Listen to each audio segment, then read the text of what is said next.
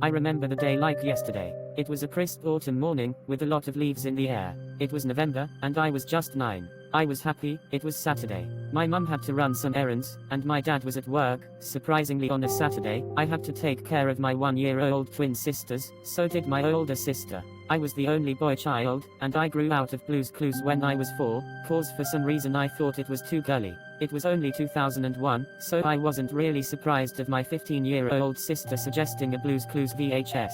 Oh, but there was something funny about it. Steve was saying the title of it in a depressed emotion. The top of the speech bubble was ripped off, showing a red VHS. The back and other sides were all white. Mommy got this for us to watch, my older sister said. Are you sure about this, Julie? I said. Don't worry, I got all of our backs if there is something wrong, Johnny, my older sister Julie replied. Julie popped the VHS into the player. Where the coming soon to video cassette was supposed to be, was just a timer for when the feature presentation was coming on. It kept shooting to static most of the time. Instead of the Paramount feature presentation that I expected, like on all of my Rugrats VHS tapes. Instead, it was just the 1995 Paramount Mountain, sitting there, motionless. Julia and I talked with each other, thinking that this VHS was just a special. After about 20 seconds waiting, a weird Nick Jr. logo came on. The Nick was just walking in a straight motion, with the Junior following along. This was silent, and it went on for 10 seconds. My little twin sisters were getting tired. We stopped the VHS and put the twins, their names are Daniele and Hannah, in their cribs. Julia and I wanted to see why this VHS was so weird. As we got back to the family room, the VCR said play in the top left corner. We didn't even touch play. Anyway, we kept watching. The Nick Jr. logo was still going on for 20 seconds. I told Julia to eject the tape. She went to the VCR, pressing the stop eject button repeatedly. She gave up and said, it's no use. I told her to just keep watching, so we watched it together. The Blue's Clues intro started, but instead of the joyful guitar music, there was depressing piano music. Steve said, hi out there. It's me, Steve. Have you seen Blue, my puppy? In a voice that sounded nothing like Steve. A shock of static jolted across the screen. Blue was in cheesy CGI instead of paper animation, and when the Blue's Clues house door opened, we see a man that looked nothing like Steve, though he was wearing the same clothes as Steve. Then, the TV bursted with static, and when the episode came back on, Steve was back to normal. Steve said, hi, come on in. Today, we won't play Blue's Clues, the background kids said in a confused voice. Why not? The screen shot a tiny burst of static, revealing a grotesque corpse of Blue. Blue was on her back, belly all torn, with her intestines tied all around her. Blue's eyes were popped out of her sockets, revealing yellow CGI eyes. I almost threw up, but I held in my puke. Julia was not even sickened by this. That's because she has a thick stomach. It cut back to Steve.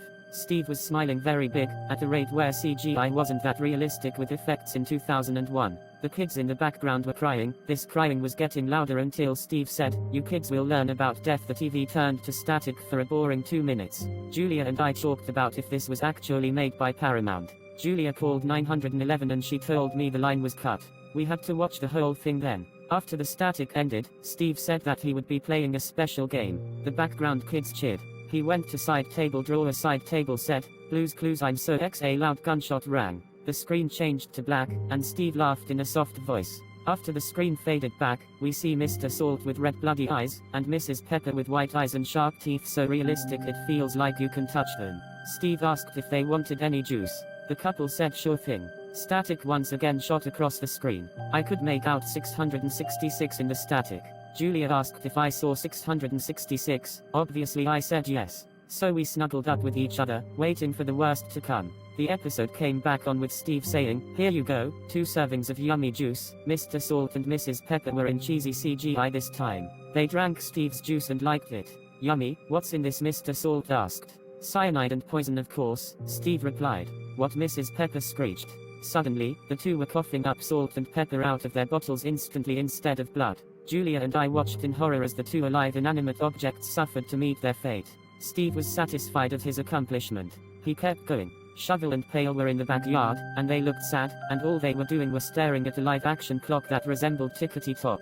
Shovel said in a 5-year-old boy's voice. Poor Tickety-Tock. Pail said in a 5-year-old girl's voice. I miss Periwinkle, Periwinkle. He was on the show for only 1 year back then. Steve came and said in an old man's voice, and you're next. No, the Shovel and Pail said. Steve closed his eyes for 3 seconds and opened them, revealing bloodshot eyes. Shovel and Pail screamed and ran away from Steve. Steve sang Ring Around the Rosie in a creepy little girl's voice. He found Pale and grabbed her by the handle. Pale was blood-curdling, screaming as blood shot all over the place. Shovel started crying to his sister's death and sprinted away. Shovel started running to the front yard where he found Mailbox. Shovel told Mailbox to run, but Mailbox said he couldn't, he was stuck to the ground. The voice of Mailbox sounded like Steve for some reason. Shovel whispered to himself, "I'm coming with you, Pale." Steve came and said, "Hello, little yellow Shovel, wanna play?" Shovel answered, "Okay." Steve shoved Shovel into Mailbox's mouth, with Mailbox's mouth closed around Shovel's neck. With Steve holding Mailbox's mouth closed, when the two died, Steve sprinted in the house, with Static jolting around again for 1 minute. After the static was all gone, we saw Steve and Slippery Soap. Slippery was blindfolded. "Are you ready for your present, Slippery?" Steve asked, all fake happy. Slippery said in Periwinkle's voice, "I'm always ready." Steve counted, 1, 2, 3. A knife sliced Slippery Soap in half. Steve was happy. "Satan is my king, I must kill myself to make him happy," Steve said. Suddenly, the screen turned black, and a rope sound came out of the blue. Steve then put Annie, Ben and Mango in the washing machine and killed 3 of them. "Satan, I kill 3 for you," Steve said. Steve then shot himself. "Kill him." The Nickelodeon logo came on and it was shaped as a knife. On the handle, there was a small label with the number 666 on it. Also on it was text saying "Tu turno." "Julia told me it was Spanish for your turn." There were no credits. The screen then bursted with static and the power went out. I will never forget that day. I remember it was November 17, 2001. That was the day our family changed. I got paranoia and had to see a therapist. Nobody except my family believes what I saw. Julia now has a condition where she doesn't sleep a lot. Her husband is always trying to calm her down to make her sleep. Daniele and Hannah are now very crude and like gore. They are mean to certain people. My mum is always depressed and hates her job. She wants to be at home and cry all day. Last, my dad got into a car crash on his way to work. He now is on a wheelchair and can't walk. I wish this never happened. The VHS got smashed into bits by Julia. That Blue's Clues VHS is why my family is like this. At least it's gone now. As I finally managed to fall asleep, I had a nightmare about Steve chasing me until he finally killed me. I woke up, realizing that it was all a dream. I call that VHS Blue's Clues, no clues. It's my nightmare. At least I'm alive, for now.